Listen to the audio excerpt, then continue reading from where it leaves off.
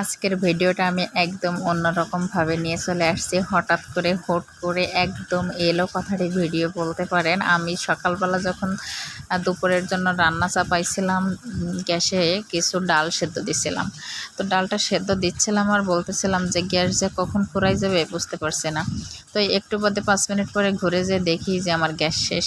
তো অনেকক্ষণ বসেছিলাম আর গ্যাসওয়ালার কাছে ফোন করা হয়েছে। তো গ্যাসওয়ালা বলছে 5 মিনিটেই চলে আসবে, কিন্তু অনেকটা সময় চলে যাচ্ছিল, কারণ গ্যাসওয়ালার নাকি সাইকেলের কিসের একটা সমস্যা হয়েছিল।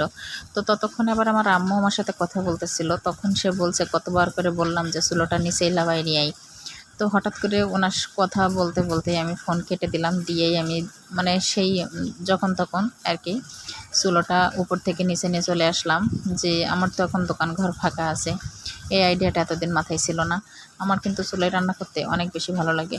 আসলে দোকান ঘরটা চালু করতে হয়তো একটু সময় লাগবে। তো এখানে এখন যদিও কালি হয়, সমস্যা নেই, তার কারণ এখানে তো প্লাস্টার হবে। তো যেই কথা সেই কাজ, সেই মতে কিন্তু একদম চুলোটাকে অনেক যুদ্ধকের উপর থেকে নিচে নিয়ে আসছি। তো সেই ভিডিওটা মিস্টেক হয়ে গেছে।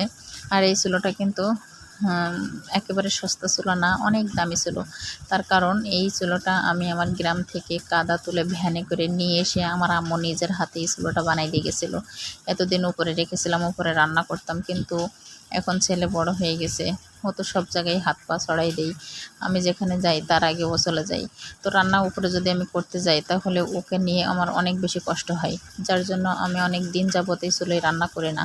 আর চুলোয় রান্না যে আমি কত মিস করি সেটা আমি বলে বোঝাতে পারবো না। আমি যখন 2 তলায় কাজ শুরু করব, বলেছি আমি সবার আগে রান্নার জায়গাটা তৈরি করব, যেখানে বসে আমি চুলোয় রান্না করতে পারবো আরামসে।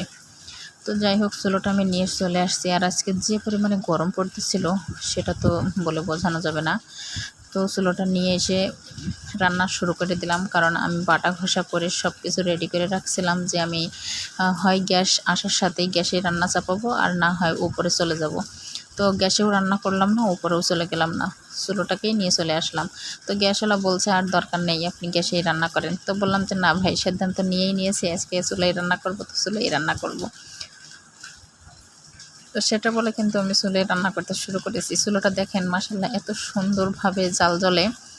তো এখানে একটু সমস্যা কি, যে রাস্তার সাইডে, তো প্রথম দিন রান্না করতেছিলাম একটু কেমন কেমন লাগতেছিল।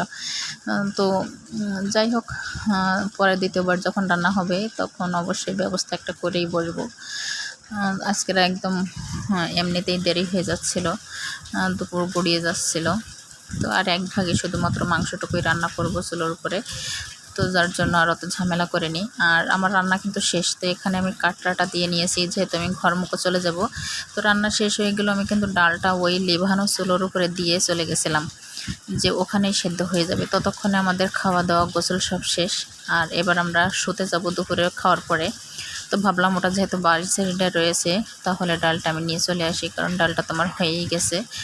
তো ডালটা যখন নিচ্ছিলাম ততক্ষণে কিন্তু প্রচুর বৃষ্টি, আজকে যে পরিমাণে গরম পড়তেছিল সেই পরিমাণে কিন্তু ভীষণ আকারে বৃষ্টি হয়ে গেল। তো ডালটা দেখেন কত সুন্দরভাবে সেদ্ধ হয়ে গেছে একদম।